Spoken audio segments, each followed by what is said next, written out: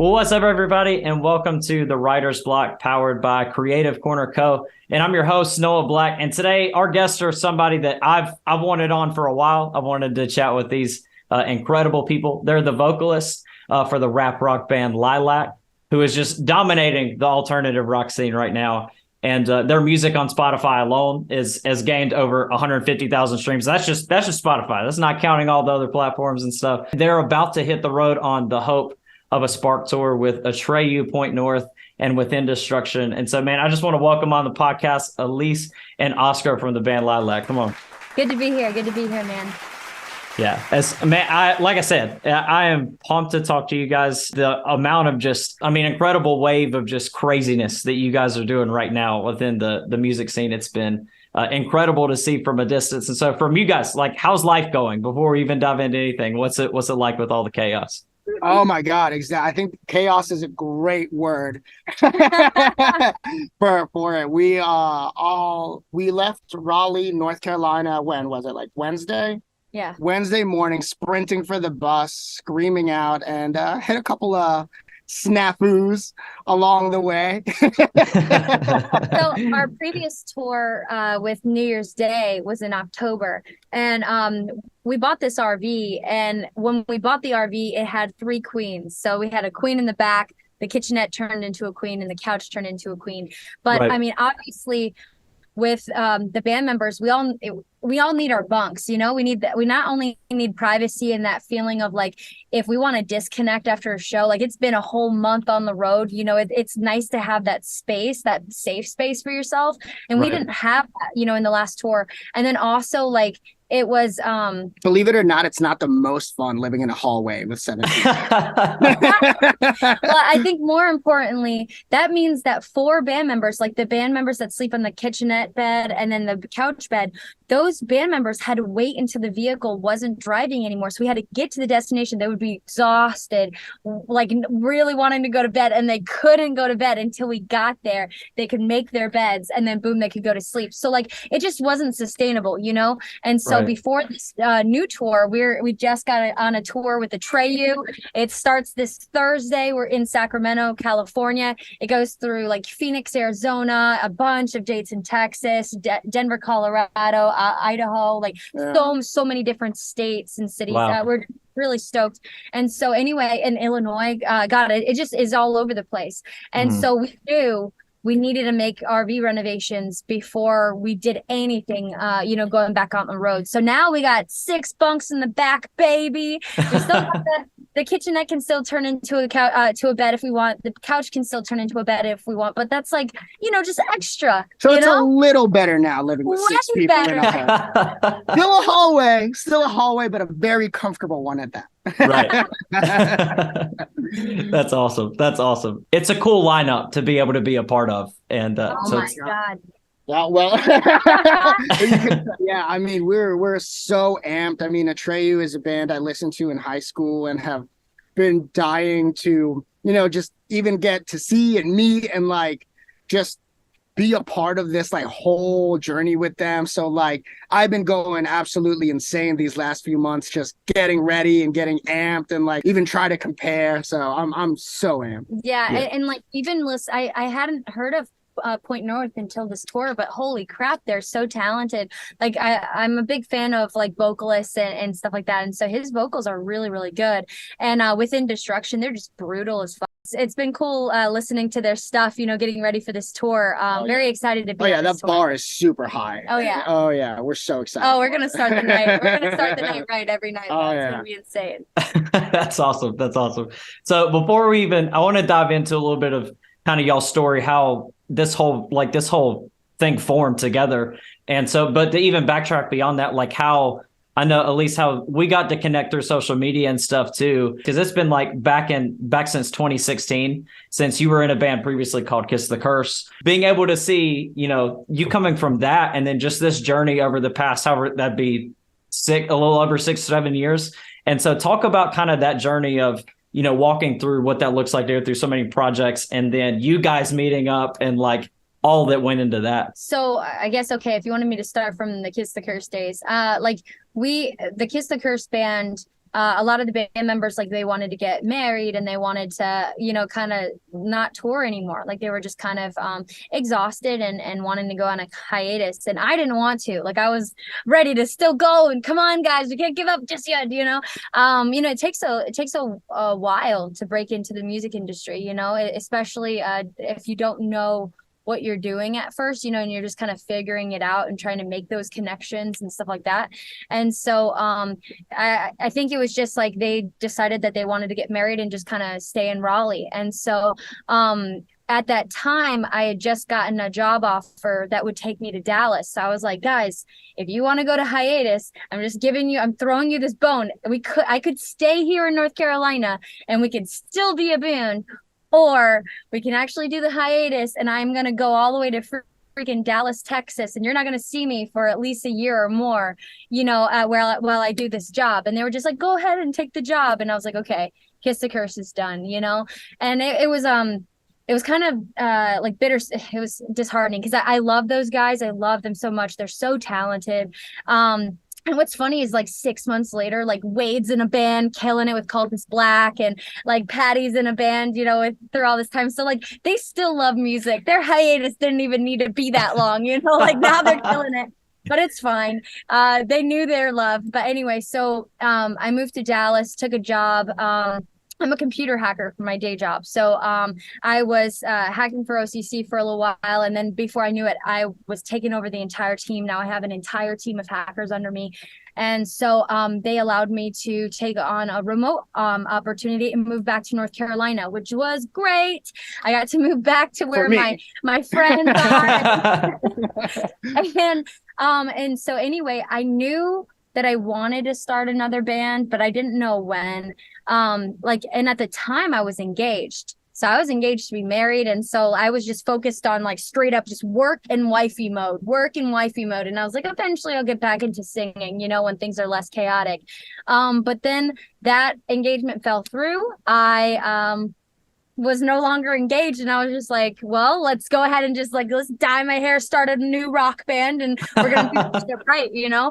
And so I've always wanted to create a band that was like Linkin Park and maybe Bring Me the Horizon had like a baby, but with like a female singer. I didn't know. And like also like I wanted more like modern catchy choruses and stuff like that instead. So I was just, okay, what would that even sound like? And I met Cam through his ex-girlfriend out at a park party, because this was during COVID. Like COVID happened and we couldn't party, you know, like everybody was quarantined. So it was right at the time when they were just allowing to have like park parties of like 30. Do you remember that? Yeah. Yeah. Up to where now people could meet in a park. And so of course she had a big party, you know, out there. Well, what she could have, but you know, it wasn't really a big party, you know, but it was big at the time for all of us, you know, house people and quarantining alone. And so anyway, I met Cam invited me to sing for like one of his other projects, not like it just as a guest feature in one of his songs.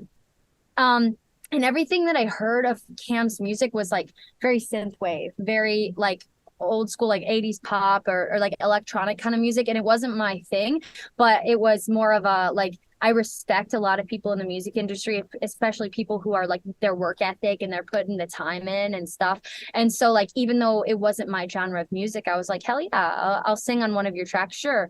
And so I went over there and I was talking to him about like my vision about how eventually I'll start this band. I don't know when. And then before I knew it, he just was like, so here's the tracks. I'd like to like audition for let's do this shit, you know. And and then I heard the tracks that he created, and like there was a metal breakdown in there, and like these are rock songs. I was like, whoa, I had never known that you can create this kind of music. And I was like, well, I guess Lilac has started, you know. And we put out ads to find guitarists and drummers, and I put out a Craigslist ad to find Oscar. Yeah, talk about like one place for everything, man. Like you can get a used bike, used workout equipment, start a band. Like it was great. I mean, I had been in a band called Split Type for a little while with some friends. Because kind of in like a Rage Against the Machine kind of vein.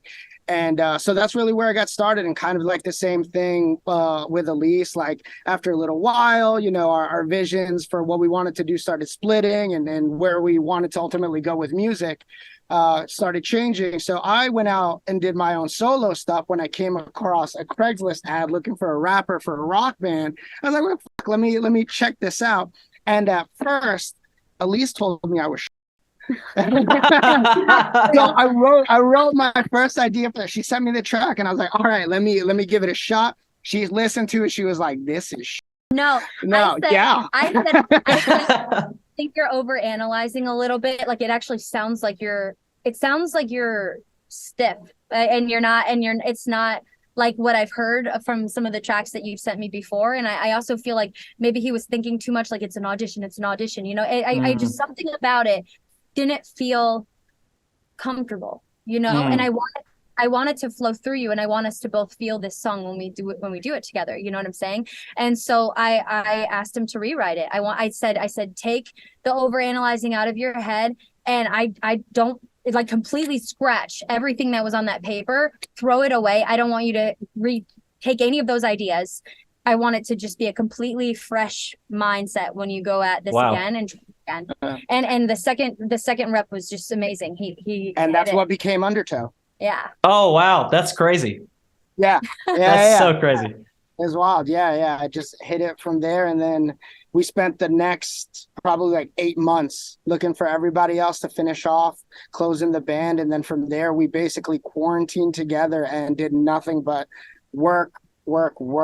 Probably we all had full-time jobs, so we probably put in another 40 hours a week on top of regular jobs, and now it's like in the studio writing, recording over and over and over again. And Cam has this super cool idea of kind of just throwing everything on the wall and seeing what sticks, you know. So we tried so many different ideas and different writing styles, different tonalities, different intentions with all the songs, until something just worked, you know, for all of them. So we just spent a good amount of time just grinding it out. Yeah.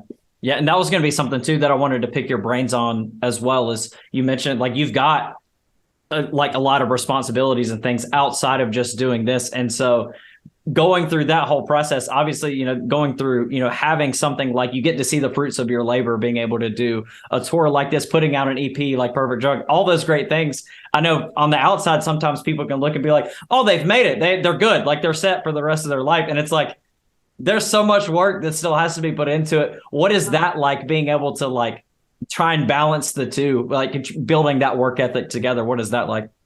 So I know that when we first started the band, I think it was 2 of you or 3 of you that still had to go into an office. Oh yeah. So it was like 2, I think it was me and Kenny, our bass player, who we had never even had any kind of tech jobs or remote jobs or anything like that. So we literally completely changed our careers so that we could work the road, be remote workers, and, you know, not have to leave our jobs, but still be able to like fund everything we're doing. Because, you know, at this level, like, you know, we're still grinding it out. We still need to work our jobs to make everything happen. So Kenny and I were like, okay, we're going to completely change our lives to like make this happen. And we did. We went out and changed our complete careers, and were able to work from the road as difficultly as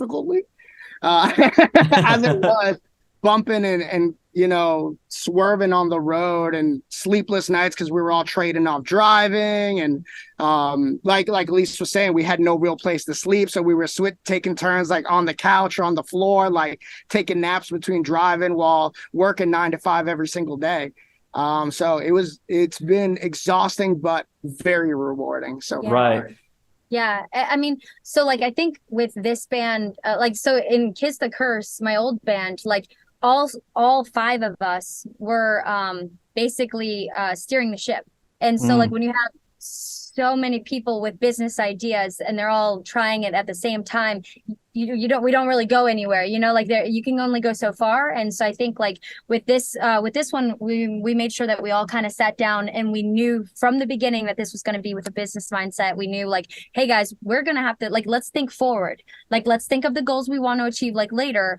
And okay, so all of us want to tour, all of us want to go out there, but all of us want to be able to pay for our food and pay for our bills while we're out there on the road. How is that going to be possible unless we still work day jobs? Oh, all of us need to have remote jobs, And so the cool thing is at that time we were partly kind of COVID to thank for that. COVID, you know what I mean? Yeah, thank you, right. COVID.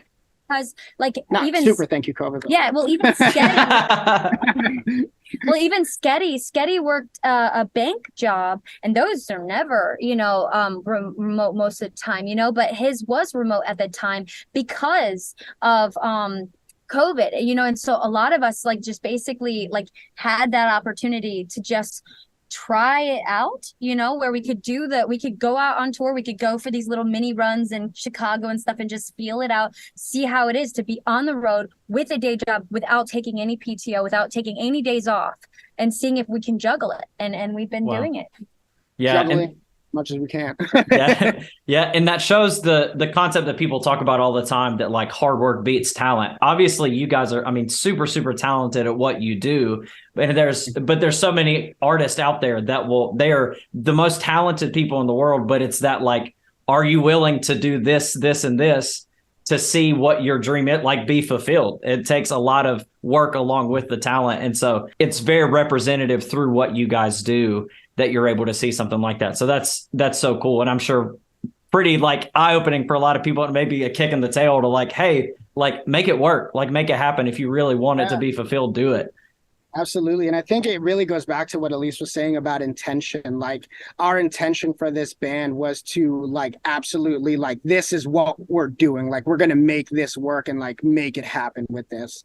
So, from the very beginning, it was that intention that we were bringing into this like experience, is that like, we are going to do absolutely everything it is going to take to get out there, play these big shows. Like we even talked about our visions of like where we wanted to be ultimately with music, and I want to be playing stadiums, someone else wants to like see 100,000 people in front of them, you know what I mean? We want to make this our entire lives and like not have to work our 9 to 5. So it's like coming at this with that intention, like regardless of what happens, we set that vision and goal from the very beginning. So until we get there, like it's just grind, Yeah, it's that one of the like coolest things of advice that I know for me helps motivate me in on a lot smaller scale, but it's the whatever you think is attainable, like dream way bigger than that. Because if you just go for what's attainable, you've reached your lid and then that's it, it's done. And so go way above. That's how I think Oscar, that's so good. There's a piece of advice that I got a long time ago. I don't remember where it is, but maybe if I Google it, I could eventually just find out where this came from.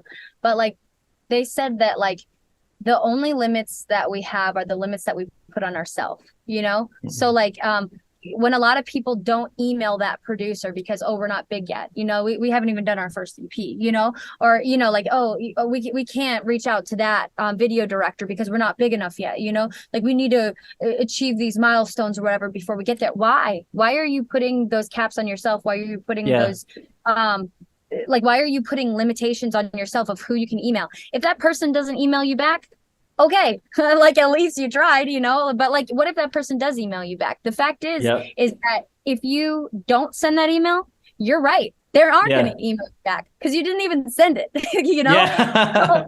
So, like, I try to approach that with literally everything, like with this band, like, oh, like, we didn't know if we're going to be able to work, with like a big producer or whatever, but we sent our demos out, and then someone loved it, and then like it's just, everything has been like that, Yeah. And then our manager, Tony Couch, he's the manager of In This Moment.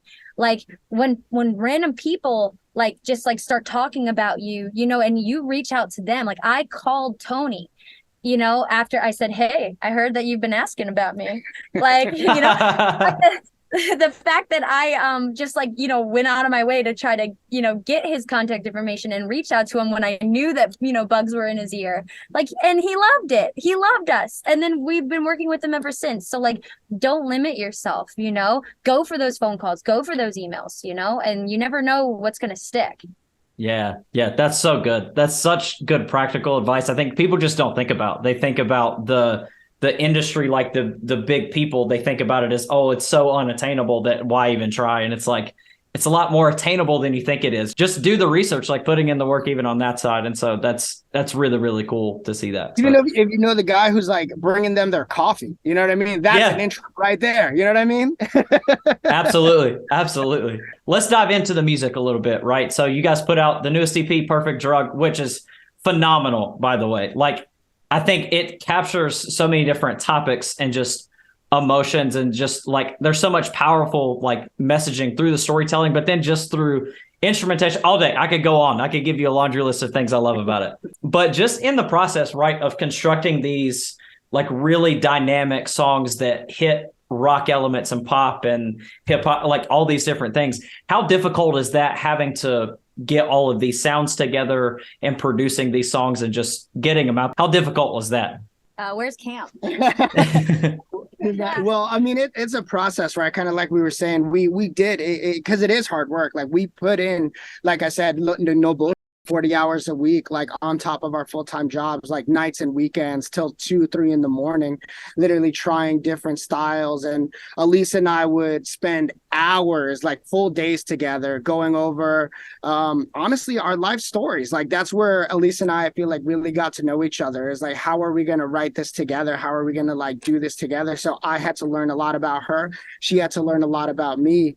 And like, how are we going to be able to encapsulate our life story so that people can find a way to connect with them and you know, find their connection with us and our music, and realize they're not alone. And I think ultimately, like kind of like with that idea of intention, right, is like ultimately our goal and intention for the songs was to connect with others and make other people feel like they weren't going through their life situations alone. So how best can we do that but to tell them our own stories and our own like life? So I mean, it was pretty difficult. We had to dig pretty deep into some, you know, deeper to be able to, you know, bring that vision to fruition. Yeah, what's interesting, what Oscar, like, so a lot of when there's duos that have a female and a male, like I don't know if you've noticed this, but a lot of times people just assume that they're together or they are together. You know what I'm saying?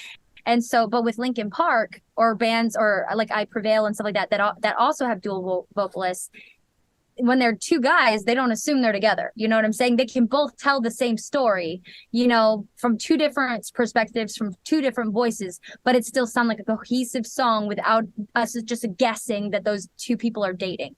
You know what I'm saying? So with Oscar and I, we really wanted to make sure that we understood the core like parts of each other's story. And like when we do come up with like this song makes me feel empowered, or this song makes me feel sad, this song makes me feel like it reminds me of this time when I was going through X, then I say, do you relate to that feeling at all? It doesn't have to be the same story. Like you might not have had exactly this thing happen to you that happened to me, but like how does that emotion tie into a story that's in your life, and how can we tie that together where we can tell the same story but from two different perspectives? And so and in that way, in finding like how we connect with each other, you know, and how our lives, like in one feeling or idea and another connect, like that's ultimately how we try to find that connection with others, and how we try to bring others into our life and share part of ourselves with them. You know, I think that's kind of been the most exciting and difficult part of this experience for me, was just like how naked we've like laid ourselves to like our, you know, everyone listening is just like, we're trying to show you everything, you know. That's powerful, like that connection too. And I think you talked about it there, Alyse, of like I think because of that time that you spend talking through each other's stories and perspectives, it's almost like that people don't acknowledge it enough, of like you can feel that connection through a recording. I mean, there's tons of bands and songs that you guys I'm sure can attest to, of like you feel the emotion that those people are projecting through it. And so that's definitely, I mean, that cohesiveness, I think, absolutely comes through y'all's dynamic together as friends and bandmates, but also through that, just sharing. Something you said there too that I wanted to kind of pick your brain on too is you guys do have that connection. And I find it interesting thinking about, as you said, that bands like Under Oath, where it's that dual vocals, and they talk about like when they went in to record, they for a long time had like this power struggle of like who sings this and who does this and blah blah blah. Like it seems like it's very natural for you guys to like, how do we just make the best out of the song? How can I help you be your best in it? What is that whenever you go to dive into lyrics or constructing the melodies or this needs to go here? How is that process for the both of you guys whenever you decide that? I think it can be difficult for sure, but I keep going back to that idea of intention, right? Like our intention for these songs was to make them as best as they could possibly be and stand alone regardless of like who we are, where we come from. Like these songs need to stand alone, like as their own and just be amazing regardless. So, we really, in some parts have to put our ego aside, depending on like what we want to do or, based on what I've done, where I think it would be good or like these guys are doing this or, you know what I mean? Like, so it's always with the intention that like we are making the music and the songs in particular as best as they could possibly be. This entity needs to be able to like live on its own and breathe on its own. And so if that's something that like, we need to set our egos aside to be able to do. That's absolutely something that, we've gone through lengths to like push. There's a couple other playing factors too, because in our band is in a like multi-genre kind of band, you know what I'm saying? And so a lot of our connections and the venues that we're playing at and the radio stations that we're trying to get on is for rock music. But we're very passionate about having our rapper in the songs, you know what I'm saying? Without having the rock gatekeeper saying, this is a rock station. We don't like rap music on our rock station, Oh, this band can have rap music in their songs because they've been signed to X record company for however many years, so they can do whatever they want now. But you guys, you're new, so you really need rock. Like it's so funny, like you give them like multiple like, oh, what about like Falling in Reverse, what about Sweet, what about all these bands that I'm hearing on Sirius XM Octane and like all these different rock radio stations that like also have rap in their songs, a heavy amount of rap in their songs, but those bands have all been signed for years and years, and they already have a label backing them. Right. So as an independent artist, we need to not only like remember, I guess, yes, here is the radio stations that we're playing with and with the connections that we're playing with, and we're trying to get into this industry to where we can make a name for ourselves and we can be big enough to where we can do whatever we want to in the future, but at the same time still find a level of balance of pushback where we like this song, so we're still going to push it to all of you radio stations, and then eventually later on you can just come crawling back to us and just say like, oh, I've been loving this band since the beginning, like I swear, like I've loved it from the first song. That's funny. Like kudos to you guys from an outside perspective looking in, because obviously there's a lot of experience you guys have that I very much I wouldn't understand or see, but as somebody that does on a significantly smaller scale, like the work that goes into what you guys do, like it's very evident of what you're doing. The reason why you're in the position that you're in is because you guys do work so hard at what you do. Talking about that too, I want to dive into the music videos you guys are putting out too, along with these. So these things, the newest one for Into Nothing, right? It looks like a crazy circus and everybody's like on fire and this is like it is nuts, but it is absolutely amazing. It went up live last week, right? And I couldn't have clicked a video faster in my life. And so talk about what is that process going into these types of music videos that are these insane production, insane, like just so much is going on. What is that process like? Insane. It's really cool because we had the opportunity to work with such an amazing director and Digital Thunderdome Studios. Like they're absolutely fantastic. The entire team is, we can't speak highly enough of everybody on the team. And so to be able to come into a situation with professionals of that caliber, right, like just kind of like sets you off with a completely different kind of foundation than anything else. And so I'll take it a step back and going like from Perfect Drug, when they like started making all these different kind of sets for us and like these ideas. And the cool thing is that they're open to creative influence as well. So a lot of what we did was plan on our own end of like, okay, what do these songs mean? Like, what is our ultimate intention for like the visionary aspect of what we're making sonically, right? And so with Into Nothing, the feelings of, I mean, you can go into that a little bit more. Yeah, sure. So like Into Nothing, like we wrote the song basically about like if you've ever felt like so numb to where you have to start seeking like very dangerous thrills just to feel something or anything, you know? And so some people, they might, you know, go for like cliff diving or skydiving or whatever. But then there's also the, you know, a small amount of people that might dive into like more dangerous things because that it doesn't scratch that itch as long as, you know, they want it to. And so like they might get into drugs or like, you know, it just goes down this rabbit hole of bad things, you know, just to try to feel something or anything because they're just so numb to life. Right. And so like it just gets worse. And so how do you know when you've gone too far? You know, when you people who have commit armed robbery or anything like that, like just like things that shouldn't happen. These are bad things, you know, just to have that thrill or feeling of something. And so, how do you know when you've gone too far? Is it when you're taking your last breath, you know, beside a creek somewhere? Cause you just like, you went way too far, you know? And so we thought, well, how can we put this into a video? And we talked about like, okay, well, what if we're like the video starts off where we're like skydiving or cliff diving, we're doing like all these insane things, and then maybe like toward the end of the video like we're committing arson, you know, and just like some crazy terrible things toward the end, and then the person's just still not fulfilled, and then they've just like they end up doing something really crazy drastic at the end. Or we just started talking about like, well, we all I don't know, other concepts to still be able to show the same idea.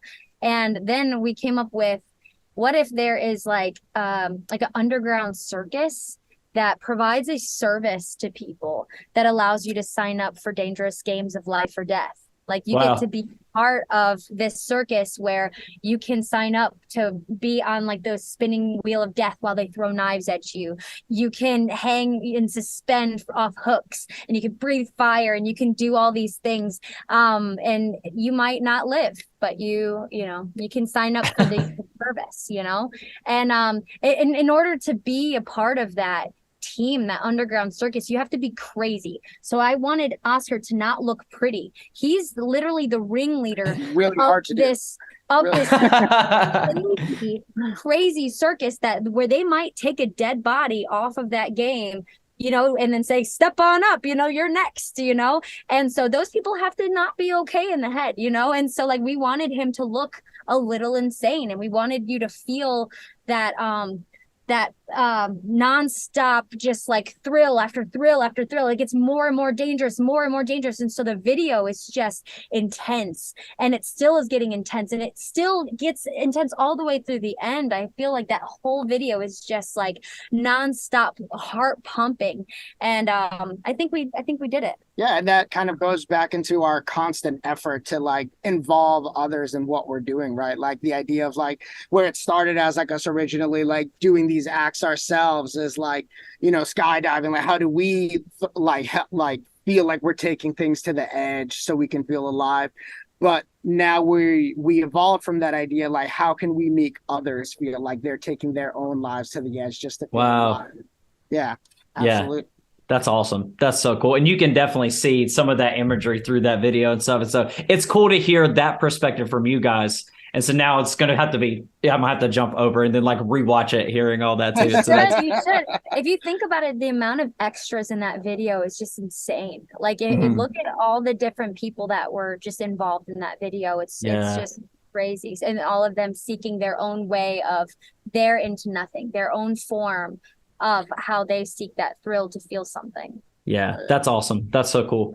All right, so we've got all the video stuff, right? The level of production and all this kind of stuff that you guys are achieving with your music to help just kind of amplify the vision of the songs that you're portraying too. And so going into, we talked about the tour you're about to jump into, but you guys have already been like doing tons of shows before now and everything. What is the process going into your live shows, the efforts that you put into that? And then also just what is it like being able to sing these songs and then having a crowd shouting them back out to you? I'll start from the tail end and say that it feels incredible to be in front of a crowd and hear them singing along to our songs. And then just like the reaction, right? When they maybe have heard something they've never heard before and just really, really fucking vibe with it and are having a great time. Like that fills us with so much energy.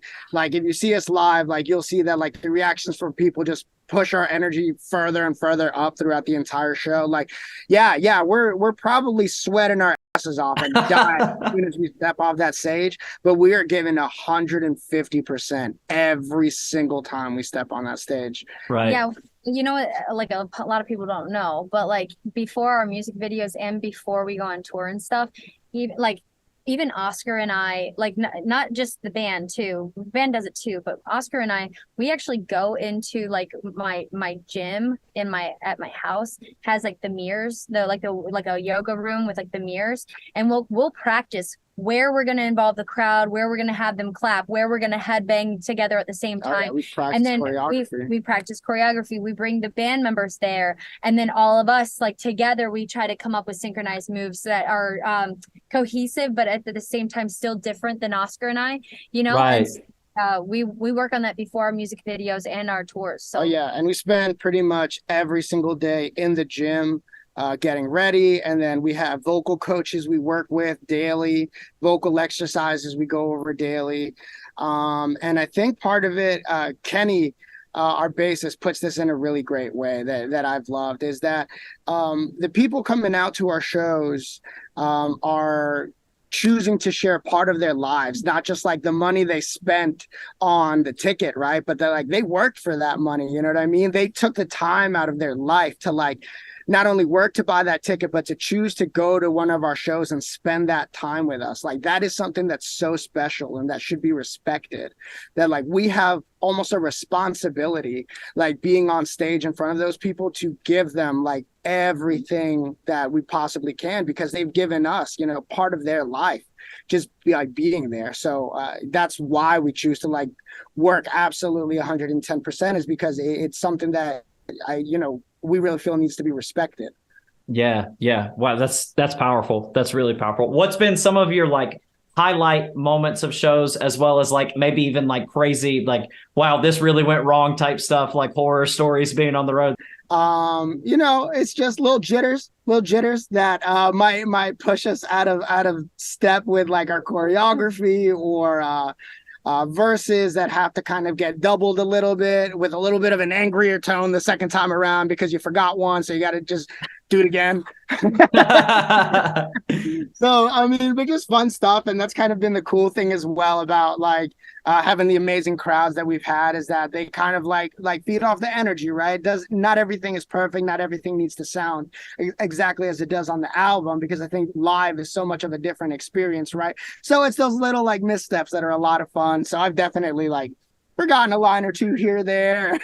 I had to go back over. What about you, Alyse? Anything that comes to mind? That happened just at this last festival. No, like, so we always have the in-ears that like that are molded to your ear, you know. They do the compression, and I got these little tiny ears, and like, so like I get the ones that like screw into your ears, so I can headbang, I can do everything I want, like jumping around and headbanging like crazy, and those things won't come out, and then I can hit my high notes, you know. I have such crazy notes in my whole set, and so like I need to be able to hear myself. Well, our in-ears broke, both of ours, literally like, a week before we were gonna leave. Oh no. Yeah. Atreyu, like, what are the odds, you know? And so like my in-ears broke on my right ear, yours broke on your left ear. Yeah, funnily enough. And so anyway, we sent them off for repairs. So like we just had to like put like some cheap Amazon ones in and hope for the best, you know? And I know that like Cam was trying to, like, we were trying to see if we could tape them into my ears or whatever, just because they're gonna come out. She just won't sit still. That's the problem. Oh my God. So like if you look at the Fiesta Oyster Bake Festival, like we have like a live video of like me headbanging like crazy. And I'm alternating, like holding in my in-ears on this way. And then once this one like started like he's feeling loose, then I spun around and I use this finger while I'm headbanging. Like, but you don't notice, you know, but like I'm just like, you know. I know.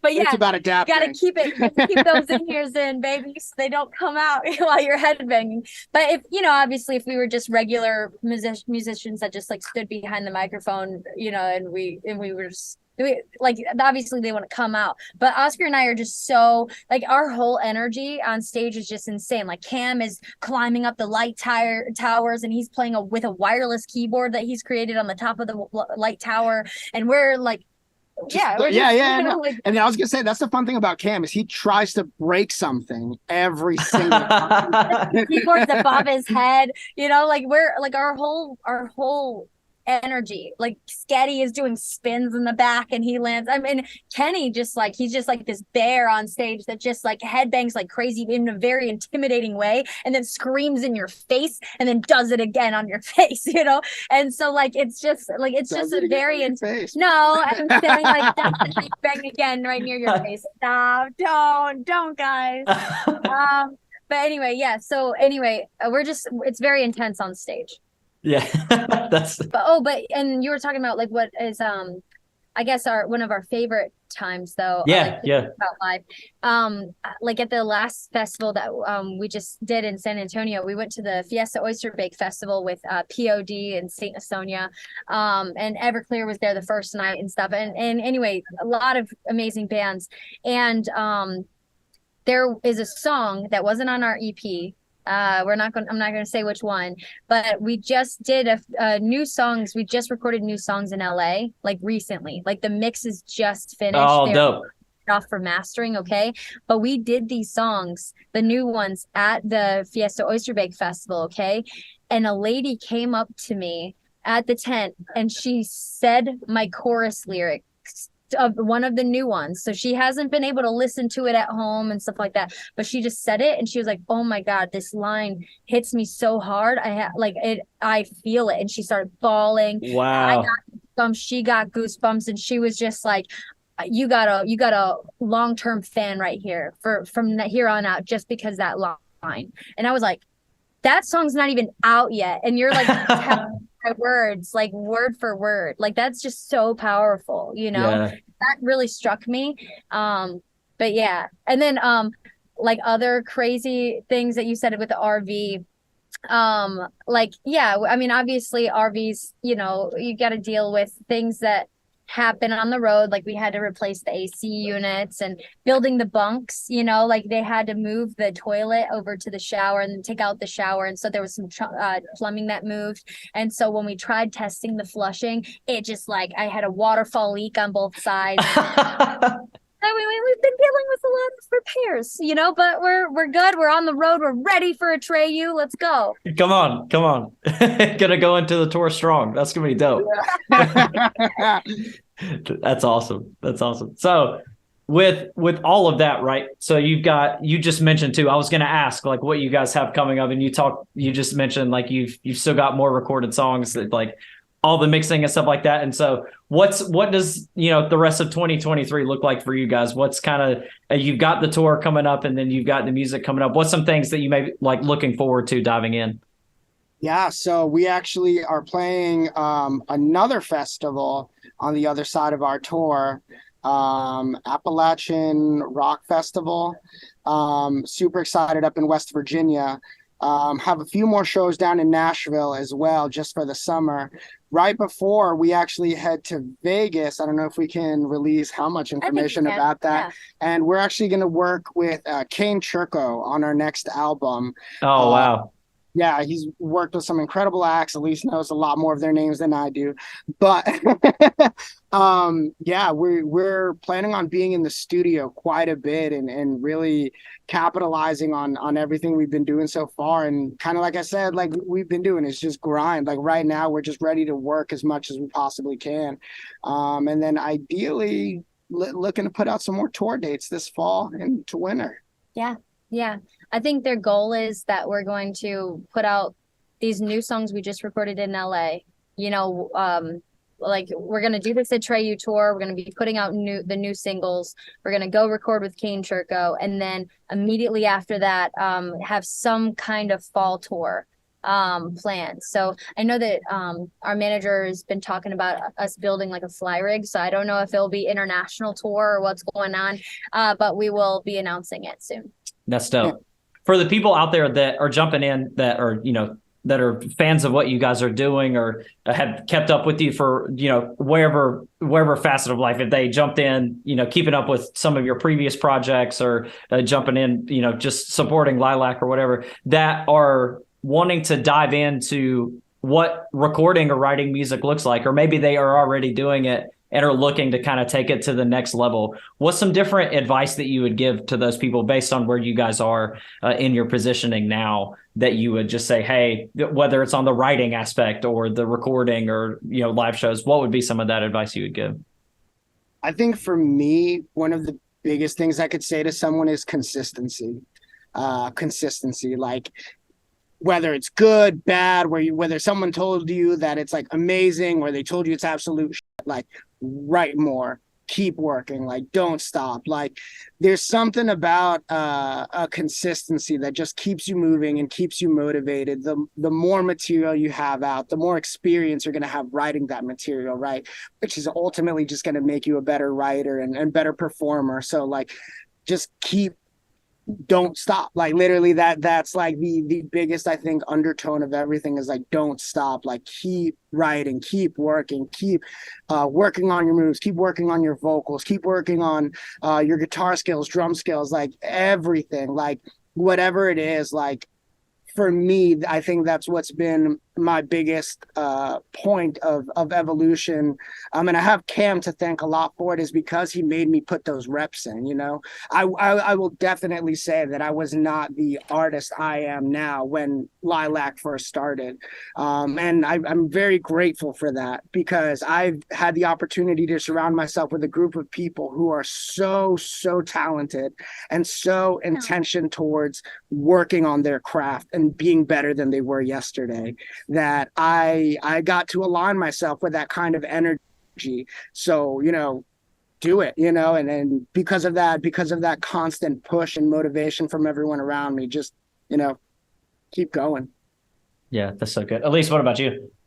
So you are an instrument, you know what I'm saying? And so like the more you use your instrument and the more you practice and try to see it as a like if you just see band practice as like, hey, let's have like I'm not going to practice outside of practice, I'm just only going to like practice at practice, then that's a problem. I feel like you're not going to go forward. You know, you need to be practicing your instrument and getting your instrument the best it can be outside of that. All of my vocal lessons are outside of band practice, you know what I'm saying? Because that's when I need to work on my craft, that's when I need to practice. And like I know when I don't steam, or when I go a few days where I didn't do my vocal homework or I didn't, you know, stretch my instrument, I know that I'm going to be raspy that first day coming back because I didn't stretch those vocals, you know what I'm saying? And so just being like intentional and smart with your instrument, I think is important.